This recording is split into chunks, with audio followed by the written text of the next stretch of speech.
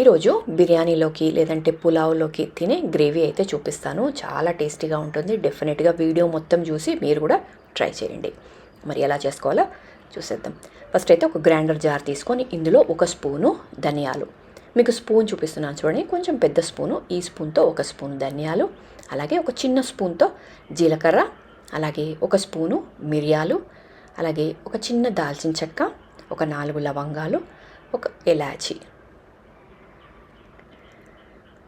అలాగే ఇందులో ఒక స్పూను అంటే ఒక గుప్పెడు దాకా ఎండు కొబ్బరి ముక్కలు వేసుకోవాలి. ఇవన్నీ పచ్చివేయండి, అస్సలు వేయించినవి కావు, జస్ట్ డైరెక్ట్ వేసుకోండి. అలాగే ఒక స్పూను వేయించి పొడి చేసి పెట్టుకున్న నువ్వులు, ఒకవేళ మీ దగ్గర ఇది లేదు అనుకుంటే ఒక స్పూను నువ్వులని వేయించి డైరెక్ట్గా వేసుకోండి. అలాగే కొంచెం కొత్తిమీర. ఫస్ట్ ఇవన్నీ కొంచెం గ్రైండ్ చేసుకుందాము. సో చూసారు కదా, ఇలా గ్రైండ్ అయిన దాంట్లో కొద్దిగా నీళ్లు వేసి మంచిగా మెత్తటి పేస్ట్లా చేసేసుకొని ఒక గిన్నెలో వేసేసుకోండి. సో చూసారు కదా, ఇలా పేస్ట్ లాగా అయింది. ఒక గిన్నెలో వేసుకొని ఇంక ఇదే జార్లో ఒక 2 టమాటాలు, కొంచెం పెద్దగా ఉన్నాయి, నేను 2 వేసుకున్నాను, చిన్నగా ఉంటే ఒక 3 వేసుకోండి. ఇంక ఇది కూడా పేస్ట్ చేసుకొని పక్కన పెట్టుకొని ఇంక ఇప్పుడు స్టవ్ మీద కడాయి పెట్టుకొని కొద్దిగా ఆయిల్ వేసుకోండి. ఆయిల్ కొంచెం ఎక్కువగా వేసుకోవాలి, కొంచెం ఎక్కువగా వేసుకుంటేనే మనకి టేస్ట్ బాగుంటుంది. ఆయిల్ మంచిగా ఇట్లా వేడైన తర్వాత ఇందులో ఒక 15 దాకా ఎల్లిపాయలు ఇట్లా సన్నగా కట్ చేసి వేసుకొని 1 నిమిషం పాటు అట్లా ఫ్రై చేసుకోండి. ఇప్పుడు ఇందులో ఒక స్పూను ధనియాల పొడి, అలాగే ఒక మీడియం సైజ్ ఆనియన్ని ఇలా సన్నగా కట్ చేసి వేసుకోండి. ఇంక ఇక్కడ ఆనియన్ మనకి ఎర్రగా ఫ్రై అవ్వాల్సిన అవసరం లేదు, జస్ట్ 1 నిమిషం అట్లా ఫ్రై చేసుకొని ఇంక ఇప్పుడు ఇందులో పసుపు వేసుకుందాం. పసుపు వేసుకొని కలిపేసుకొని ఇంకా మనం రెడీ చేసి పెట్టుకున్న పేస్ట్ ఉంది కదా, కొంచెం మసాలా పేస్ట్ అలాగే టమాటా పేస్ట్, ఈ 2 వేసేసుకుందాం. ఇందులో మనము తగినంత కారం ఇక్కడ మనం చూసి వేసుకోవాలి, ఎందుకంటే మనము మిరియాలు వేసినాము, ఒక 4 లవంగాలు వేసినాం కాబట్టి కారం చూసి వేసుకొని ఉప్పు కూడా వేసుకొని మంచిగా కలిపేసి మంచిగా ఆయిల్ పైకి వచ్చేంత వరకు ఉడికించుకోవాలి. ఒక 5 నిమిషాలు అయితే ఉడికించుకుందాము. సో మధ్య మధ్యలో కలుపుతూ ఉడికించుకుందాం.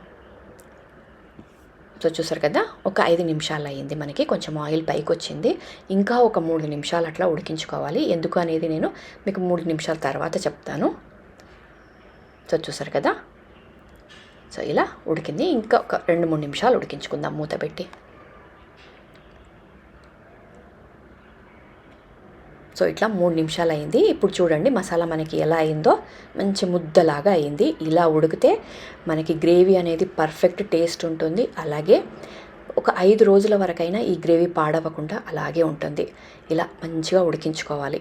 ఇంక ఇప్పుడు ఇందులో 1 కప్పు పెరుగు, ఇది ఫ్రెష్ పెరుగు వేసుకోండి, పుల్లటి పెరుగు వేసుకుంటే మనకి గ్రేవీ అనేది పులుపు వచ్చేస్తుంది కాబట్టి ఫ్రెష్ పెరుగు వేసుకోండి. ఇంక పెరుగు కూడా వేసి మంచిగా కలిపేసి మళ్ళీ ఆయిల్ పైకి వచ్చేంత వరకు ఉడికించుకోవాలి. ఇలా మనము బాగా ఉడికించుకుంటాం కాబట్టి ఒక 5-6 రోజులు నిల్వ ఉంటుంది. చూసారు కదా, ఇంకా మంచిగా ఉడికిపోయింది.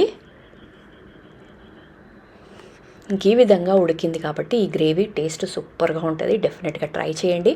బిర్యానీ పులావ్లోకే కాదండి, వైట్ రైస్లోకి కూడా చాలా బాగుంటుంది. డెఫినెట్గా ట్రై చేయండి, టేస్ట్ సూపర్గా ఉంటుంది. మరి వీడియో నచ్చితే ఒక లైక్ ఇవ్వండి, అలాగే మన ఛానల్ని ఇంకా సబ్స్క్రైబ్ చేసుకోకపోతే సబ్స్క్రైబ్ చేసుకొని చూడండి. ఈ మసాలా మనకి డైరెక్ట్ ఇలాగే తినొచ్చు, లేదంటే ఇందులో ఎగ్స్ యాడ్ చేసుకోవచ్చు, లేదంటే చికెన్ యాడ్ చేసుకోండి, లేదంటే మష్రూమ్స్, ఇలా ఏవైనా యాడ్ చేసుకోండి, సూపర్గా ఉంటుంది. మరి వీడియో నచ్చితే ఒక లైక్ ఇవ్వండి, సబ్స్క్రైబ్ చేసుకోకపోతే సబ్స్క్రైబ్ చేసుకోండి.